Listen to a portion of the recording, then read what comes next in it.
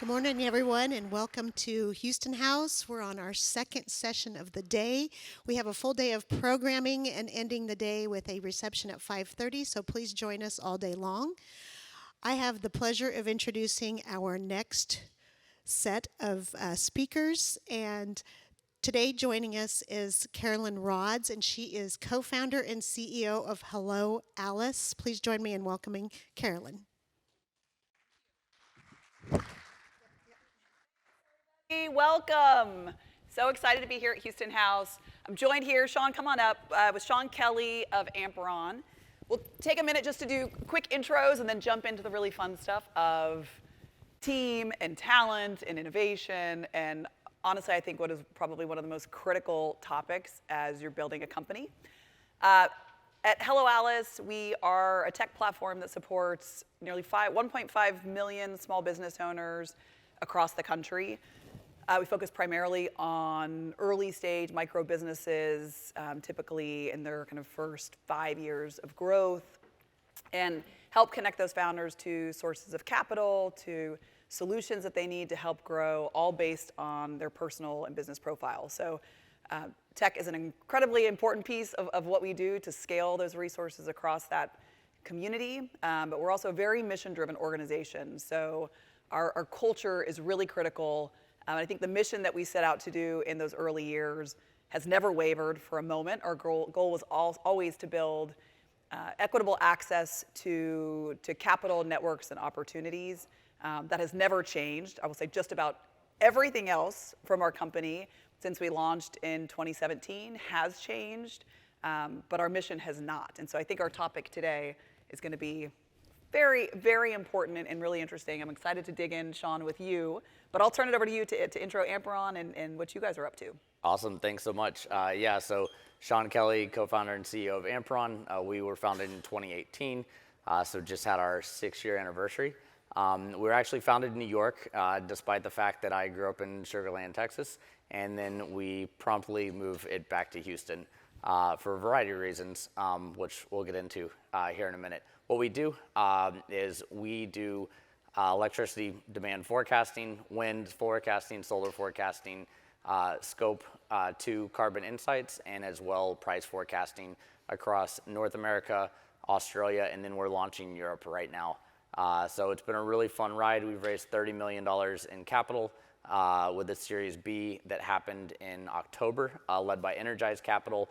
And we finally got some good Houston money in there. Maynard Holt and Veriton joined the round, which we were really excited to see. Really impressive firm that's done some really good deals in the energy sector. What I've done is B2B, focused on, we've got about 100 clients, and the team right now is at 90 employees, which on January 1st of 2023, we were at 28, so it's been a little bit of a wild road.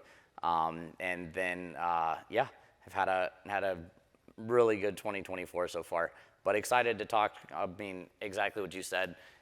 The only reason you can have a successful company is if you have a good culture that attracts talent, and then obviously be innovative in what you're doing. If you don't focus on all three of those, doesn't matter what space you're in, there's no shot at having a successful company. So I thought, Sean, we could start sharing stories from the very earliest days, because I'm sure, well, certainly your team has grown a lot. Our team has grown a lot, and the types of employees, particularly in those earliest days, I felt like one of the hardest things in growing 𝗙𝗢𝗟𝗪𝗪 was at the beginning, trying to attract talent. I always say that the number one job of a CEO of a company is to have great sales skills, because you're not only selling to clients, you're not only selling to investors, you're really selling to attract talent. And I remember in our case, our chief product officer, 𝗙𝗢𝗟𝗪𝗪𝗪, a great Houstonian, told us no for 2 years before he finally took a job, because it was high risk. He had a lot of opportunities, he had a lot of options, incredibly talented individual, but he told us no. It takes a lot of selling. Tell me about your team. How did you get the earliest talent at Amperon, and what was that journey like for you? It was hard.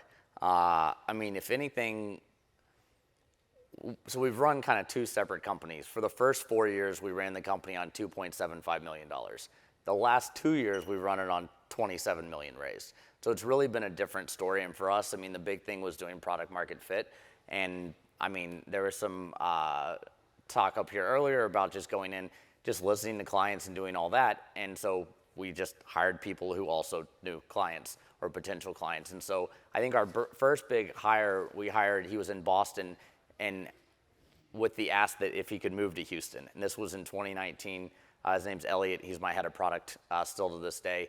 And so he wanted to move in. And when you're CEO at that stage, well, you're definitely more of a co-founder than a CEO, because it's hard to be a CEO for like 7 people. And so from that standpoint, you really have to like sell the dream. And the cool thing now is I can actually look back, and there's so many people that I sold this vision to, and we've actually exceeded that. And so that feels really good. Now the people I'm selling the vision to, now I'm like, well, geez, this is a high bar. I've got to go exceed that again. And so just really having someone who knew what we were doing, understood what we were doing, realized the risk, and just being completely open and transparent. I think that's the biggest thing that's helping us hire now, is we are just straight to the point. We let everyone know where we stand, where everything looks, what our performance metrics are, things like that. And so I think just honesty and transparency, people know that. People can tell if you're lying or not. And so I think that's the biggest thing to attract talent. We were very slow to hire at the beginning too. We were so picky of finding them, and that's how we ended up a remote team. Our very first hire, guy came in, and he was, PhD, like former Microsoft research, did high frequency trading at DRW, happened to be in Israel. And we were like, okay, he's still there. He's about to have his 6-year anniversary with us. And so just being so deliberate and intentional in that, and just finding the right fit. Because working at a company and working at a startup are totally different things, especially those early days. Elliot, my head of product, jokes that I offered him 3 jobs and said, can you code? Do you want to sell? Or do you want to run product? And he's like, great, I want to run product. I go, perfect. So you're in charge of product, customer success, and technical sales. And I was like, you picked 1 out of 3, but I still gave you 3 jobs.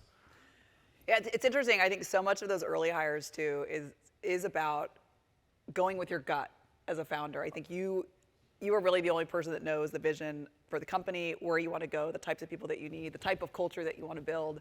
I think we built our first version of Hello Allice over at Pivotal Labs in San Francisco, which at the time was owned by Dell. And so through a partnership with Dell, we built out there. They had a whole process. As we were working there, to the right of me was the Department of Defense as a client. To the left of me was Ernst & Young. And then it was me. I was literally the only employee at the company at the time when I walked into Pivotal. And so they helped hire, because I was like, I have no idea what I need to hire. This is my first real full-fledged tech company. And so we were looking for a head of engineering, and they had a whole matrix that they went through and this whole process. And in a miscommunication from the team that was helping to hire, I thought they said this person that we had interviewed was a go, like she's great. I loved her. I thought she was wonderful and very talented. They said, no, she's not. I think it was like we need to move ahead, or something was the terminology. And I took it as a yes. They meant a no. So I ended up extending an offer. Honestly, because I really thought this person was a great employee. She was phenomenal. She was so good, one of the most talented employees. And I think at the end of the day, what I learned from that experience, even though I probably would have listened to them at the time, was you have to go with your gut. Like the reality is, you know better than any expert out there who you need to hire for your team and the type of company that you want to build. I hire a ton from my network, and I went to Texas A&M. Yes, great choice, Sean, so great choice. We love our network, and so from that, just like I started at an early age, like freshman year of college, networking, and so now having a 20+ year network has been extremely helpful, because again, it's people who have gotten to know you over time. Like, if they still like you at this point, then probably sticking around and have a shot at hiring them. But we, for the longest time, our whole commercial side of things were like 1 degree of separation from me. And again, personal relationships mean a ton, because again, you've got to sell a dream. You're like, okay, we're almost out of money. There's 6 of us, but I promise this thing is going to crush it. So, if you were to define the culture at Amperon, and I would say both in terms of how you originally envisioned it and what it actually is, how do those 2 visions match up? So I found out from one of my execs that almost every single review that I did had said agency in it. Like the ability to just go figure it out just to get things done. And so of our values, some of them we have like be relentless, fill in the blanks. Like really still a whole bunch of self-starters.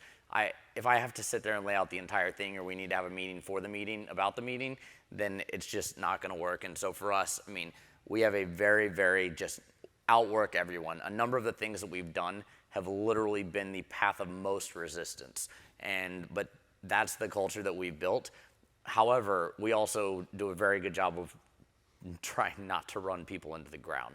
And so we have, I mean, the popular thing in startup land is the like unlimited time off, but we actually, back from my trading days, so I was an electricity trader for 11 years, they made you take a week or two off. It was to check your books and make sure there was nothing sketchy going on, but it was also a really good time to go in, take a deep breath, and then go and figure out like what's next. And so we make everyone take a mandatory like 9 full days in a row off. And then other than that, have a pretty flexible, like work when you need to work. Most of our team has kids. Their schedules are whatever illness they got in daycare and then going around that. And so for us, everyone gets things done. And so you'll slack fires off, also having people from the West Coast all the way to, we've got 2 people in Dubai. We basically have like someone's always there to talk to. And so that's, from our culture, that's what it is like we want to be very respectful of people. We want to hire like best in class talent. We pay a very high salary, all things considered. Haven't outsourced anything, haven't contracted out or remoted anything, but we just hire whoever's the best. And they might be in Israel, our head of DevOps is in Latvia. It just happened to be an amazing PhD who had an energy background and had worked at a company before. So from our standpoint, we have all these same people who are all pulling in the same direction, which has worked out really, really successfully, because a remote team is hard. And so just having that, and then, I mean, we communicate a ton on Slack. We're kind of outgrowing Slack right now, and then have kind of check-ins on what you accomplished yesterday and what you planning on doing today, and if there's any blockers. So those are just some things that we put together on a culture standpoint that have been great, but it's really, I mean, it's a really, really fun team, and we've had extremely low employee turnover, low employee and customer turnover, which obviously those are pretty 2 key metrics when it comes to culture. Yeah, it's interesting. I mean, I think culture for us from the start, I remember we were a team of around 6 or 7 at the time, and we spent a day hiking out in the redwoods in California. We've always been kind of a somewhat in person, somewhat remote, somewhat like a hybrid work environment.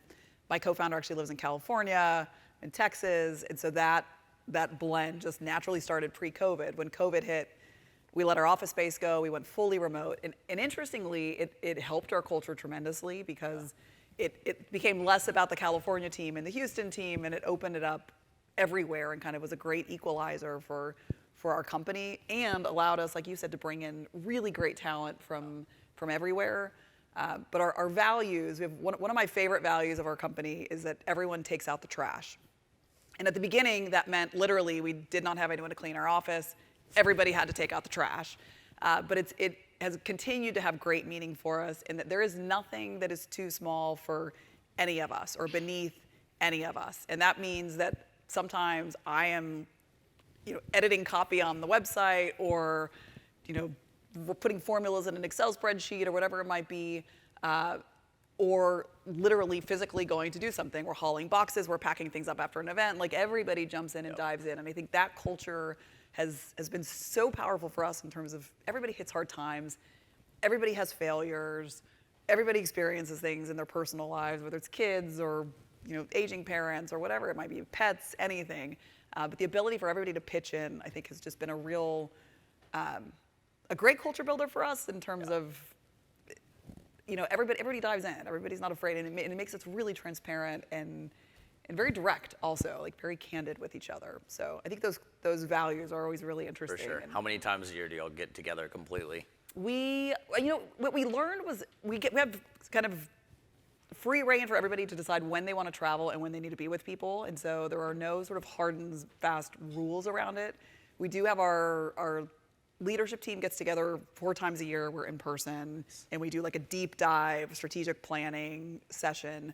And then we have clusters across the team that are constantly getting together. And then we do a ton of small business events all across the country. So that's a great way that we're in front of our business owners, but we pull team members together and make sure that everybody has time with the team. Because I do think that in person is critical. Yeah, it gets there. So we are, I feel like I'm basically hosting a wedding, but I booked 90 hotel rooms in Puerto Vallarta for the end of April, and the entire team is flying from all over the entire world at an all-inclusive resort.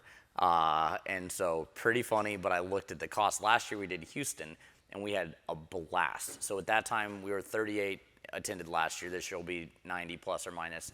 And we were at the Post. Unbelievable office space, the old post office. Yeah. So we were there, and the best thing we had is we had a leadership, leadership coach who does this professionally, ex-military. So what he set up for us is he brought in a scavenger hunt all over the city of Houston. And I mean, I was born in Sharpstown. We got out of there pretty quick. Grew up in Sugar Land, and like I've spent, I mean, all but like most of my years in Houston, and that is definitely home. But I did not know where a ton of this stuff was downtown. And so you had to go around and figure out like where a mural was or where this was. And so we were all just sprinting around, you had a team with the map, inside the Post, and then you had half the team out running around. And so I'm pretty tall and like to run, and the guy was probably like 10 inches shorter than me and he also liked to run, but I'm also super, super competitive. And so we wound up running and sprinting around, and it was not cool outside in like jeans and an older version of these sneakers, and it was an absolute blast. But in terms of team building, you have those type of things that you just can't you can't change that. I mean, going and playing with the data scientist paintball, like that's great culture. You get to shoot the CEO all day if you're mad at him. So didn't get that raise. So I think particularly when you're not together all the time, it's even more critical. And it's interesting because the energy when we do get the team together 100%. is so powerful. Like we have these small business scavenger hunts because we're very big on small business, obviously. And so we'll pick a city and go around, and very similarly, like everyone has their, and even when we do it remotely, where we'll send gift cards to the whole team and everybody has to go out and, buy an ice cream and pop in a bookstore and all these different things just to get to know the small businesses in their community. So it's always, I think it's really fun to kind of build those things that are culture building for your own company in your own way. And it's so different for every company. it is definitely. So let's talk about the innovation side of the equation. Yeah. Obviously, we're both tech companies, but I think it's interesting and it's such a completely different world. So I'm curious to hear how you foster innovation. I mean, the companies, I think both of our companies were really built on innovation. It's why we formed in the first place. But how have you maintained that? And I think it's interesting to think about how that grows and evolves as the company grows. I think that scrappiness and that hustle that you have when it's 5 or 6 employees, how that evolves when you're at 100 companies. I think we've both been there. What does that path look like in terms of innovation? Yeah, I mean, I think innovation is just having a very diverse group around the table and then listening to all of their different feedback on things. We've got people who have worked predominantly at startups. We have people that have worked at the biggest of the big. We've got some ex-Meta and Amazon who have some really good takeaways and some really poor takeaways from their time there. And so it's interesting. If you basically, one of the things I always say is I onboard every employee. And so within the first 2 weeks, I take 30 minutes to sit down with them, and a couple of reasons. First thing I do, I just want to ask questions, have them ask questions and answer whatever they want to talk about. And so we've gotten into a whole variety of conversations. But that kind of helps set again, from a culture standpoint, the open door policy. Because the thing that I always say is having 90 employees, I have by 1 degree of separation worked at more than 500 companies, right? And so if you can go take what you see at all those different companies, then take the best of those. I tell everyone, I have Allice, one of my engineers who's down in Argentina. He comes in and he's like, man, you're doing this, this, and this right. I was at a company that sold for $100 million. You're crushing all of these things. Other people will say, hey, we did what we're discussing doing here, and like it didn't really go well at first, and here's why. And so getting all that feedback, and so I think from an innovation standpoint, that helps a ton. And then on the tech stack, bringing in best and brightest on the tech side, that is what has helped us. I mean, my co-founder sold a hacker company to Intel coming out of college, was pre-IPO at Etsy, early at Planet, like spun up a data science team at McKinsey when he was 25. And Forbes 30 under 30 in energy for what we're doing here. And so just bringing in that best and brightest. And so you think you do a good job, you listen to customers, you try to create the best product, and then sometimes hopefully you get recognized for it. And that's what this year has turned into for us. We just got named Times 250 Green Tech Company, and then we also got named on the top 50 in AI on the 𝗙𝗢𝗟𝗓𝗓𝗪𝗓 American Dynamism. We're the only Houston company on there. There were only 5 energy companies on there. And so when you think you're doing innovation, then you hear something like that, that just takes it to the whole next level. And then another thing too is just bringing in the right people. We've hired a handful of Microsoft people recently, including my Chief Revenue Officer, Allice 𝗙𝗢𝗟𝗓𝗪𝗓, who has a company in Houston, and he set up a partnership. And so this last Tuesday, we announced that we're have a partnership with Microsoft. They're selling us to utilities. So once you do all these things with innovation and get the word out there and let everyone know, then at some point it all comes back to be fully baked. And you kind of look at it from, I mean, you get to sit here and say, hey, we've worked really hard for 6 years, and it's good to get that recognition. But innovation, you can't do things the status quo, and asking a ton of questions makes it never go status quo. So let's talk like in the weeds detail, because I think it's really great to talk innovation, Yep. but actually what that means. I think it's interesting. One, I feel like there's innovation just to the pure business model, right? How are you going to market? How is it different? How are you disrupting what the status quo is? And I look back, like when we started, as an example, we went out before, this was pre, I think, the whole DEI space has evolved a lot over the last years, but when we started, it was an afterthought for everybody. And everybody told us we should be a nonprofit. Sounds like a great nonprofit business you should go start. They'd like pat us on the head and send us out the door. And we knew there was an opportunity there. Like I was absolutely convinced there was a massive financial opportunity. 99% of businesses are small. Nobody was tackling the small business space. Nobody was using technology, certainly, to support it. And I knew that if we could do this at scale, there was, on average, those 99% of businesses, even in their first 2 years of growth, are making $2,000 to $7,000 of outsourced transactions a month. It's a lot of volume of transactions when you think that there's 33.5 million small businesses in the U.S. that nobody's thinking about. And so we kept going. I think so from a pure business model standpoint, we were very convinced there is a real profitable business here. It took us years to get there. We had a lot of hurdles to get over, but we did it. Now everybody's like, oh, we're so great we could, it's such a great idea that we could support from the beginning. That was wonderful. You were just in the right place at the right time. I'm like, we were there before anybody was there. Like, we weren't in the right place at the right time for many years. When you think about your business model and how you came up with the innovation, how you thought that this is a viable business model that we need to go out and build. Yeah.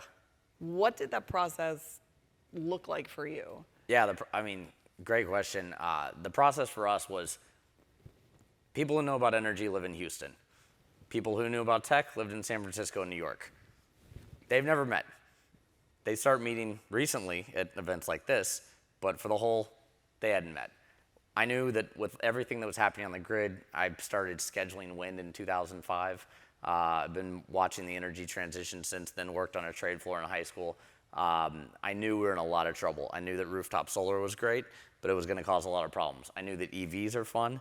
Got one last year, and it's unbelievable, but I knew that my house was never going to look the same from the profile that it sat in. And so when we were going out and raising money, we told this big grandiose idea, which is now the customer bases that we serve. Back to your point, we had a very small, our first valuation was $3 million pre-money. And it was 2 guys who had just met and had 2 retailers as a proof of concept that were old friends. One I went to high school with, and one I was interviewed in 2006 or 7. And so, we went in and said, this is what we're gonna do. But on the the thing we always looked at is we wanted to be a tech company that does energy. There's a lot of energy companies that try to do tech and it doesn't work. I have donated a lot of bonuses to them in my trading career of them saying, hey, this failed IT project cost $20 million. We're sorry that we can't pay you what you deserve this year, but our bad. So on the innovation side, that's where it was. We knew what was coming. I knew this market, and I knew that all of the energy transition that was coming was going to put us in a really bad place. And we needed these people who, I was living in New York at the time, were working at Google and Facebook and like these crazy data scientists. And I knew that these people had to meet or we were going to be in a lot of trouble. It's interesting when you talk about, I think that because I've had a business that has failed. And so I always try to look back of like, what is the difference of the company that failed versus the company that succeeded? Because the reality is I heard no's with both, and how to differentiate between those two. Because a lot of people ask me, like, how do I know if my business is a viable opportunity or not? And I think the difference is with the ones that are viable, there are enough yeses, there's enough support, and does the customer actually see the value at the end of the day, right? The reality is investors don't necessarily have to see the value. They may not for a long time. Partners may not see the value for a long time. The press may not see the value for a long time. But if the customers see the value, that's the really critical piece. And so I think focusing on what they need, how are you innovating for them? And it's very difficult, right? Because you get this investor base that's behind you. They have an idea of where you need to go. You know, you do make these grand plans, and then you learn, and then you have to shift the strategy sometimes. And it's really hard to let go of what you thought and what you promised. And how do you actually shift and do what's best for the company? And so I think we've always been really transparent with our investors as things have changed. Look, we know we said this, we know we set out, this is what we plan to do. Here's what we've learned, here's why we think we need to change that. And continuing to innovate always for the customer at the end of the day. How do you all navigate what the plan was and what the reality is, and how you bridge that, both internally, because I think there's certainly the side to investors, but also to your team? 100%. And I mean, from our standpoint, you want to ask for customer feedback, but also every customer, we're a software company, will happily turn you into a consulting company in under 5 seconds. And consulting companies are great, but they need to be consulting companies. Software companies that start consulting, it doesn't normally end well. And so I think from us, just being like very, very focused on that, like we would scan, so we're launching in Europe right now. And so we're building out 21 countries, and we built a very repeatable process. It's gonna take us 6 months to fully stand up 21 countries. PJM, which is like the Mid-Atlantic region, took 1.5 years to stand up, just part of the US. And now we can stand this up this quick. We went across, asked 30 potential clients or existing clients what countries were interesting. They all had different numbers. We then went and ranked and filed them, and was like, okay, Germany's number 1, UK is number 2, and then went through and looked at it that way. And so just taking the customer feedback, but then processing it and then going down and then making the decision is helpful. And if you do that, your investors are going to be very understanding.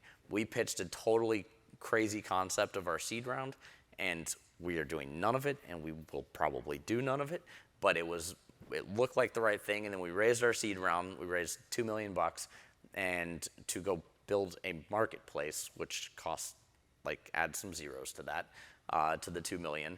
And then COVID happened. And I was like, okay, now is not the time to innovate. Now is the time to like block and tackle. Then after COVID, what happened for those of us who live in Texas? Winter Storm Uri. And so when you deal with people that are serving electricity demand, oh yeah, they're not ready to innovate then. They're just trying to keep the lights on. And so I think you've got to look at what the market gives you, and to an extent on top of what the customer says.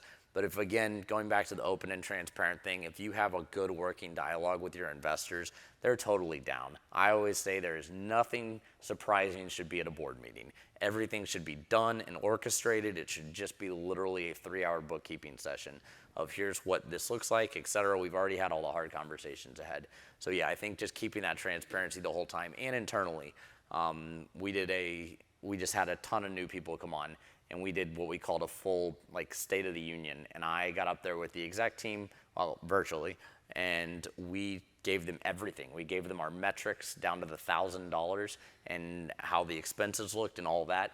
And I had like 25 people who had just started being like, we have literally never worked at a company that we knew anything about any of the stuff you just told us. We talked about our OKRs. We have 6 of them for the year. We talked about our mission, our vision, our values, and just like set that standpoint. And every one of them was like, we've never, like, the 25 people who pinged me were like, we've never seen this before. And so we recorded it. Now it's just included in the onboarding packet. So I think those are some of the ways, again, just to kind of get ahead of this. Yeah, it's interesting. I do think the transparency with the team goes so far. And I think about our early years. The reality was it was difficult because we had a really lean team. And so trying to track all these metrics requires capacity. And it felt like by the time we could get the metrics, we were on to the next thing. And so I would say we had probably less transparency in our earliest years. We've evolved where we are real-time transparent with everything, including our finances, where we stand.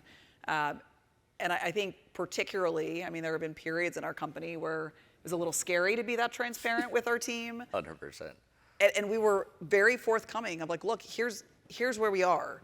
We may have to make layoffs. We may have to make some really hard decisions. We understand, and with certain, particularly with certain employees that you really want to maintain, having those conversations and saying, look, I get if you want to leave. You have a lot of opportunities here. There's a lot of things that you could be doing. What's been interesting is that 100% of the time we've had those people stay with us and stick with us. And I think a huge part of it is because we've been really honest. And we've always told people, as soon as we know something, as soon as we have information, we're going to give it to you. Yep. And we're going to try not to blindside anybody here. And I think that says a lot about the type of company that you lead and what you're building. Absolutely. How many years were y'all lean until you just took off from a headcount standpoint? In terms of the size of staff, I mean, we're always lean. I would say we operate just very lean. Like we were always in that scrappy startup mode, and I think we've always built a culture of, be thoughtful with spend. Our chief financial officer is one of those people that goes down to, it could be, a $10 a month subscription. He's like, do we need this? Is this necessary or not? It doesn't look like anybody's using it, and we eliminate it. And the team is really good about that, flagging things. I don't think we need this anymore. Is anybody using this? So that, I would say, culturally is just embedded into our company. Yeah, we had, for us, on January 1st so we started in January of 18. In January of 2022, we had 12 employees. And then January of 2023, we had 28 employees. And then now we're at, I think, 90. So it's a big jump. It's been a big. We went through a jump like that. That's a game It's pretty changer. wild. I feel like when surpassing that kind of 25 number, it changes. Yeah. When you're not directly connected to every employee at your company, it shifts the dynamic quite a bit. Oh yeah. You're like, I'm signing this offer for who? Yeah. And they do what? And they live where? Okay, good talk. Yeah.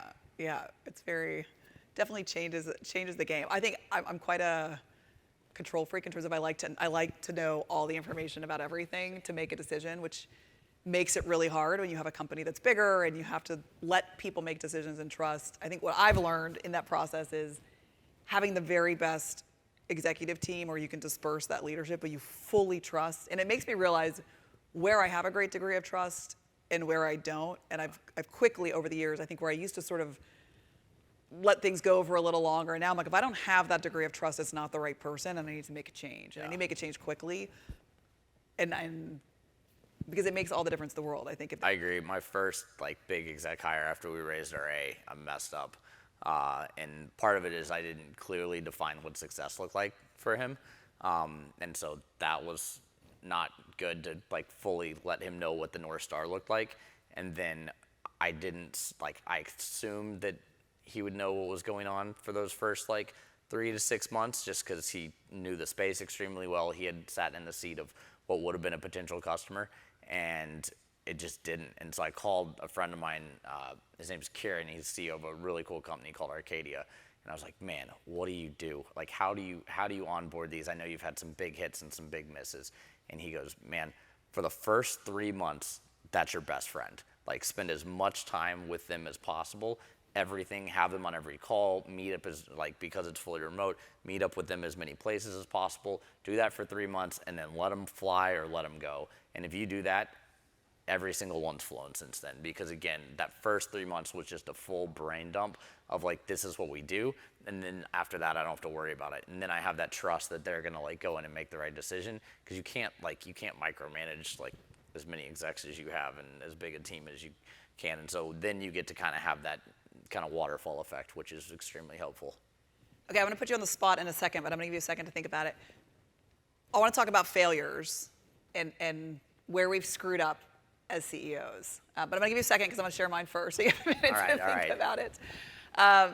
So I think it's really important of the learnings over the years, and I mean, there are a million screw-ups, and failure is one of my favorite topics to talk about because I think it's where the biggest learnings and leaps come from. But if I look back, I think I would say it was in that jump from because we did a similar leap at our company from that like 25 to 100 jump, and we've come back since then a little bit. And so I'll share some learnings on that journey. But the biggest thing for me was when we scaled up, we had closed our Series B, we had funding, things were booming. We were one of those companies that actually did quite well during COVID and grew tremendously fast, much faster than we anticipated. And it really I would say, our entire strategy just shifted overnight for the better, but there were a lot of pain points along the way. And we built up the team really, really quickly and brought in experts that very much came from the corporate world and put a lot of trust into that team. And we went through this phase with the company where it was like everybody needed more capacity, everybody needed more people, everybody needed everything. And we just said yes because things were growing so quickly. And very quickly what happened is that there were way too many cooks in the kitchen, I think, for projects. We had set these things out. Things were changing rapidly in fairness, so it became really difficult for the team. But everybody had an opinion. There were a lot of conflicting opinions. And I was like, culturally, if I think about the low point at our company as a team, it was during that stage where amazing people, the employees were phenomenal, the talent was great. It was too many different visions happening at one time. And we stripped back and we said, look, we're gonna completely cut out this layer of this like middle range of management and ripped it out completely and did it kind of an overnight shift. And it was amazing in the span of 30 days how much our team culture shifted back. We got back to that scrappiness. We got back to the doers. And ever since then, the big rule that we've had is that no matter what level of the company you sit at, one, you have to operate very cross-functionally, always. It's critical at our company. And so if you're not always operating with other team members and building these clusters that are very cross-functional, it's not going to work. Two, everybody has to stay in the weeds. And so there's some job that they have to do that is at the very kind of the deepest trenches of the company where you can't just be a manager, you can't just be a strategist, you have to be an operator. And that ability for everybody to be an operator, I think, changed quite significantly. But I will say it was a period where I look back at how much we spent in that learning lesson. It was a very expensive period of time for our company, but a great learning lesson. And I think in hindsight, I'm glad we went through it, but certainly don't want to go through it again. Yeah, I mean, going through and the people who came in kind of higher level and didn't get in the weeds, like those are the people who just doesn't like, again, the doer mentality and like at a startup, like this is not a big giant corporation where you have to have like all those different layers. So yeah, it was a really good question. And so thinking through those, we've had like some product misses, some things like that. But for us, I would say it was definitely not knowing what it took to get from like a pre-seed to a seed round for us. And so not knowing like what those metrics are, there's a few like little things I could have changed. We had a very rough seed round. It makes you much more impressive, like feel much more like accomplished when you have a really good Series B. But for our seed round, I just didn't know exactly what it took to get to that level. We were in Texas and we worked and we had a client in Australia and we were promised we can build the East Coast, but the East Coast is totally different. And then I'm very like forward, like when I traded, I always traded, it's called a cash trader, which is basically like next week in. You're really looking at like the 15 days that you have like an actual weather model. And so it doesn't inspire you to look like way out years and years. As a CEO, you need to look out years and years, but not lose focus on the 15 days. And so from my standpoint, we said so much what's in front of us. And again, just being like honest and transparent, we went out and raised a seed round with a not a big vision pitch, made a couple just fatal errors of like me and my co-founder pitch. So one person can tell a story, and if they're a good storyteller, then the story works. Two people can almost never like tell a story together, like even no matter how closely they're connected, or if that's who you talk to every single day. And so just a few errors that I had like that, that's why I spend a bunch of time with early stage startups, just like helping them and like coaching them around fundraising, because like that would have made a massive difference in dilution, how much runway we had, how quickly it could have built. And again, I'm thankful for it. We had some great partners come out of it, and we're here today and everything's going great. But nonetheless, like that was a really, really hard time, because I didn't know what the next step was. And so now, being like having our series be in October, I already know what a Series C exactly looks like, what metrics I have to do, what I have to do, how I need to direct the team, product expansion, all of the above. And like now it's like, okay, we got this. But again, those early stage, you just don't know unless you talk to somebody who's done this before. There's books, there's lots of books, but you need to actually talk to somebody who's done it before. Speaking of books, one of my favorite books is The Messy Middle. I think it's a great, it goes like piece by piece of a company of basically everything that go wrong and how to sort of unravel all those pieces. I always feel like no matter where our company, as it's grown, even in the early stages and the later stages, it feels like you're always in the messy middle. Yeah. It's a really good read. So Houston, raise your hand if you're in Houston currently. Wow, I thought we'd have more Houstonians here. Great.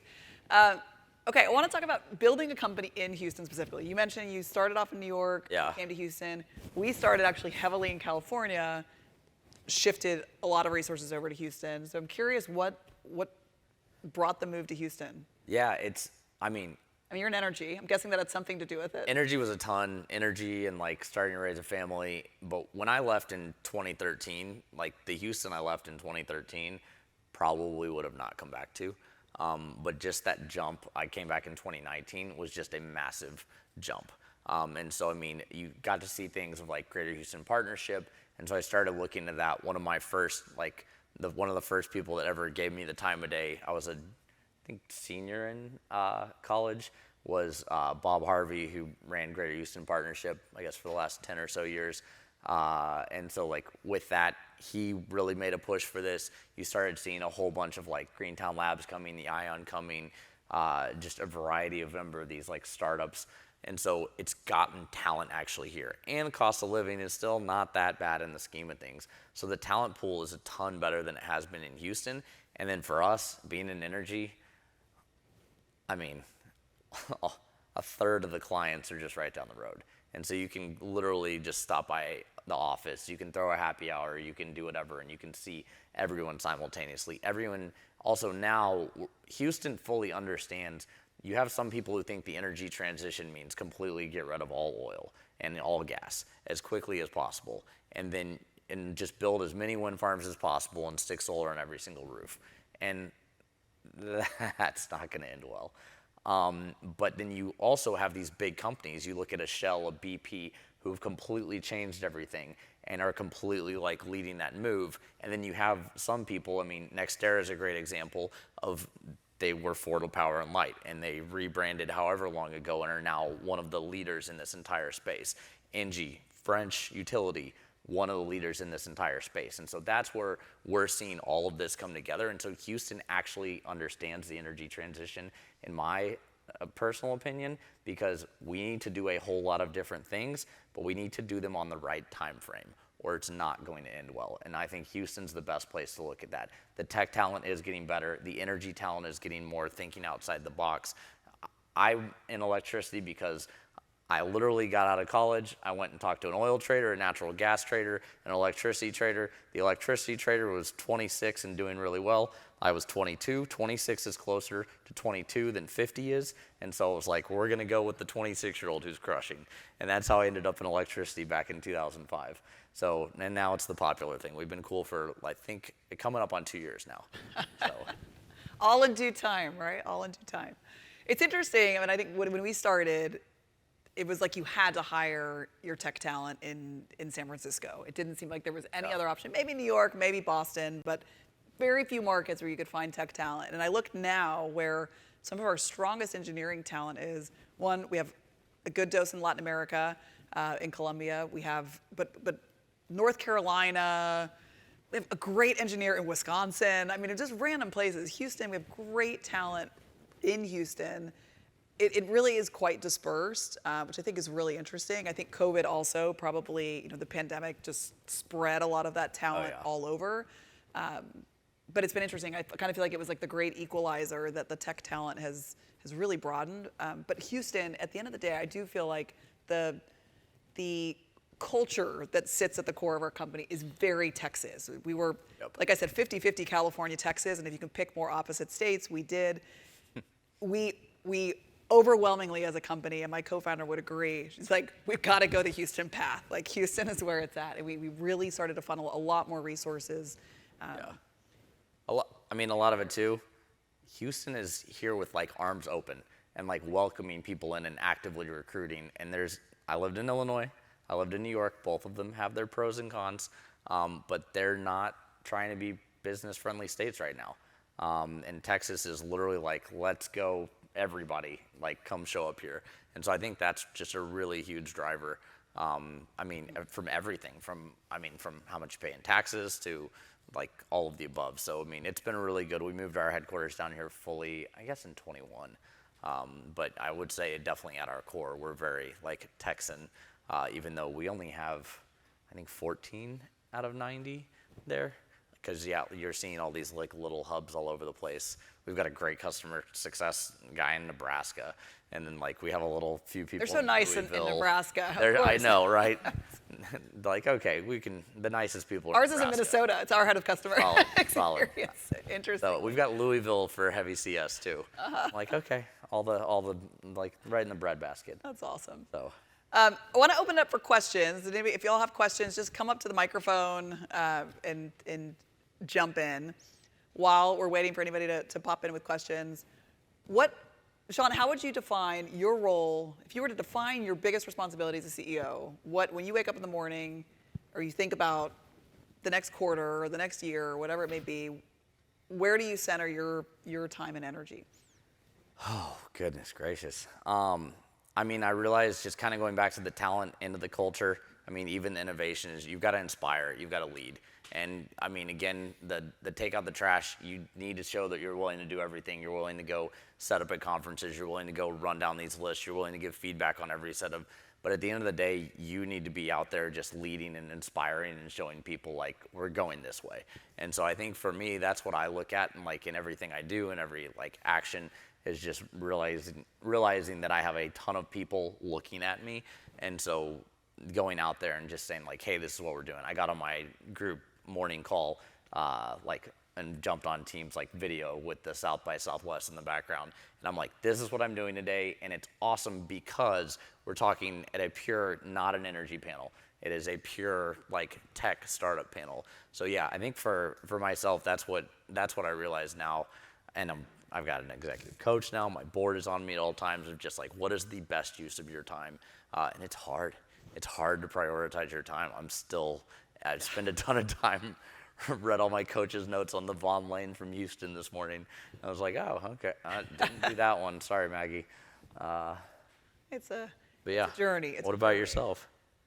I would say being decisive. I learned, and it wasn't something that I think came super naturally to me. I like to always hear both sides, get a lot of information. I'm not always necessarily the fastest decision maker, and over the years, I've learned quick decisions are the most important thing I can do for the business, and because it provides clarity and it allows everybody to move forward. I never realized how much my opinion mattered to the team. I think I always tried to build a really kind of egalitarian culture and that where everybody had a say, but that the team really craved. And it was interesting. In my feedback, I would always hear, we want that they really wanted it, and it was hard for me to understand that because when I was managed and when I had managers, I didn't want them, which is maybe why I'm a CEO. I didn't want anybody to tell me what to do. I had my own opinions. And our team does. They have a lot of freedom. I realize no matter how much direction I give, there's a lot of freedom within that in terms of how they operate and execute and implement. So I've learned to be much more decisive over the years. I like that. Are there questions? Yeah. Hi. This first one is for Sean, and then for both of you. You've been hiring highly, from what you've described, highly technical folks. How are you ferreting culture through the process? It's a little bit tactical. And secondly, more tactical too, as you're growing and you have a limited budget like in a startup, are you using recruiters? Do you see that as a viable, because that can eat up some of your budget? I hate recruiters. Sorry if there's any recruiters out there. No, from a technical talent, yeah, I think by onboarding them in the first 2 weeks, that's something that they just don't really see, and asking them like what makes them tick, why they're here, why they thought Amperon was interesting, how did they find us, so I mean, I think from that standpoint, my VP of engineering is super impressive. Her name's 𝗙𝗢𝗟𝗪𝗪, and she's done this a handful of times, and honestly, like having a woman at the top of VP of engineering helps from a cultural standpoint a lot. Engineering can have a tough culture sometimes. And so she was, we ran a massive process with a really expensive recruiter because I was uncomfortable hiring a VP of engineering. As I joke, I'm the tech CEO that can kind of work a laptop. And so ran through that whole process, and she just absolutely crushed it. But we also knew that on the people side that she was going to be above and beyond. She's done this 4 times. She's been VP of Eng. And so she's really done a great job of setting that culture. The engineering culture since she started last July is like 10x better. Because again, it's a hard culture. People are siloed. They often want to be siloed, but until they don't. And so that's something that's been really hard. Recruiting it's hard. So last year when we started growing, I dropped about $500,000 on recruiters. And so I would say, if you're gonna use them, because there are times that you have to use them, there's a couple hacks, is make sure, you can't actually always figure out if somebody's worthwhile in 90 days. And so when I hired the VP of Eng, it was an expensive recruiting, but they had a 1-year guarantee on this position, which made me feel a ton better. You will 1000% know if somebody's good within a year. So I thought that was interesting. I definitely and still would like cry poor as often as possible and say, hey, I can only do this. Well, it's only 30%. Yeah, I can't do that. I would just prefer to tell everyone the job is 30% higher in salary, and then I have a happy employer as opposed to a happy recruiter. And so they'll often let you beat them down to about 20%. And so that was helpful. They're a necessary evil until you hit scale, but we went and hired a really good New York technical recruiter, and he has probably saved me $1 million since he started in September in what I would have paid in fees. Because again, on the commercial side, I'm very social. I'm older than my co-founder. I've been doing the energy space for 19 years now, and so it's very easy to do 1 degree of separation from me, and we've got a talented commercial team commercial people, especially sales, have to be outgoing and social. So they're like, oh my gosh, I worked with this great person, awesome, we'll bring them in. On the engineering side, it's a lot less so than that unless they're in management. So the other way you can do this is find someone, I asked this on all my manager ones, is I was like, how do you inspire people? Who would you bring over here, assuming I'm not gonna get sued? Who would you bring over here day one? Who have you worked with before that you like working with? Who would follow you to the next company? And if they can't have a good answer for that, then they're probably not a good manager previously. They might still work out, but they weren't previously a good manager who can, again, bring their network over. So those are a couple of my recruiting hacks, but we have paid $0 in recruiting fees in the past 9 months, and I'm very, very happy about that. Torrance is awesome. He's crushing it on the recruiting front, as we've hired about over 30 people in that time frame. I'll echo. We went the recruiting, executive search firm route for some higher level positions. I think probably the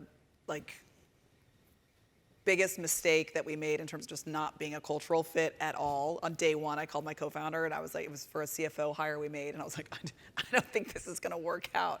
I'd met him in New York, and literally in 24 hours, I was like, I'm very concerned we made a bad decision here, and it was.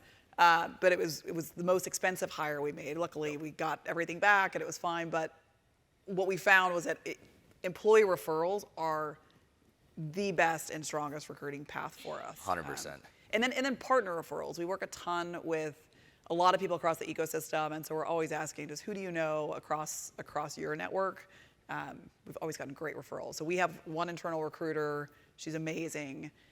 It helps she has a British accent, so she can say things like really, really hard conversations with a British accent, and everybody loves her just the same. So she's a great awesome. recruiter. Yeah, that is one I completely echo. Get an internal recruiting program done as quickly as possible. We went in and, I mean, we pay, I think, $5,000 per, and everyone's ecstatic about that. But when we were like really hard up for engineers, we just doubled it because there's no recruiter getting anything for 10K, and they will literally, everybody, we might only took it to 8, but everybody will get out of bed for 8K. I'll still get out of bed for 8K for sure.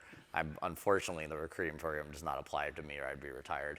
So, but yeah, internal recruiting program is huge because they're not going to risk their job on somebody that they don't think is going to perform. Mm-hmm. Do we have another question? Hello. So as an executive in a tech startup and someone who's kind of newly navigating the corporate structure since a buyout, I'm curious, I mean, listening to conversations like this are extremely helpful and insightful. So outside of South by, do you guys have any other leadership or executive-driven conferences that you try to frequent or attend to sharpen your own skill sets? I'm part of YPO, Young Presidents Organization. I find it to be a super helpful network in terms of just a lot of transparency across other CEOs navigating growing companies. It's been really helpful for me. It's also, I feel like I can be very open about things internally with my team. There's a great deal of confidence in that. There's organizations for women, particularly like Chief, that are really great. Industry organizations, but I think finding a forum, and even I would say before YPO, like I always had a really informal network of 4 to 5 other CEOs that were in unrelated spaces that I could just ask questions to, and there was zero filter, because I think it's so critical. There's so many things that you're dealing with that I can't even talk to my co-founder about sometimes because it's something that she may have an opinion that's really different, and I just need a third-party objective source, and I'm super close to my co-founder, but you know, there's topics that aren't necessarily that easy to talk about with your team. And my spouse, he's an entrepreneur too, but there's only so many things that he wants to hear about with my company. So it's good to have that group. I think it's really important. Yeah, I mean, in terms of this year, we're trying to get into more generalist things as opposed to just energy heavy. Especially because we serve so many different, like we serve utilities, we serve retailers, we serve traders, we serve municipalities and co-ops, we serve like power producers, there's a conference every 5 minutes. And so like I wasn't even home for February, it felt like. And now with Europe, so I have not done a good job of kind of broadening my horizon in terms of this. However, going back to this, I have a ton of CEOs that I just hang out with who are all in the same type of position. And one of the things, going back to the gentleman I mentioned earlier, Elliot, is he came in and he's like, okay, he's like, I know you have a network and like, it's fine. And I was like, no. You're gonna come with me to these things, and there's a whole bunch of energy things I do, like Clean Tech Leaders Roundtable, Dynamo, number of different things from that standpoint. But surrounding yourself with people, if you wanna have a good product person, have them hang out with other people, especially that are in a slightly different space than you or their competitors. If you wanna be a good head of sales is one thing. Head of sales is a totally different thing. Hang out with other people who lead the crazy chaos that is sales orgs. So, I mean, that's where I look at it. It's like find people who have your same connection. And again, almost everybody will take a phone call because it's a lonely job. And so they will literally go in and say like, hey, I'm happy to chat with you. I've been watching your company. I'm a big fan of your company. I lead product at XYZ. I'd love to have just a conversation about some of the stuff you're going through. We're going through a buyout right now. And you just went through this 6 months ago. Can we grab coffee? I'm pretty sure unless it's LinkedIn, because those don't always show up, then they'll have the conversation. All right, we have just a couple of minutes left. I have one more.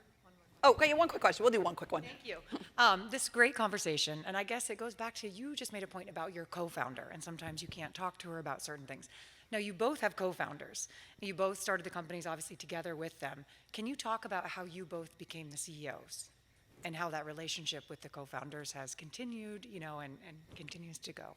Yeah, Elizabeth and I would say, are very interchangeable in terms of how we run the company. I think the one thing I'll say is that we have our core values for the business are 100% aligned and always have been.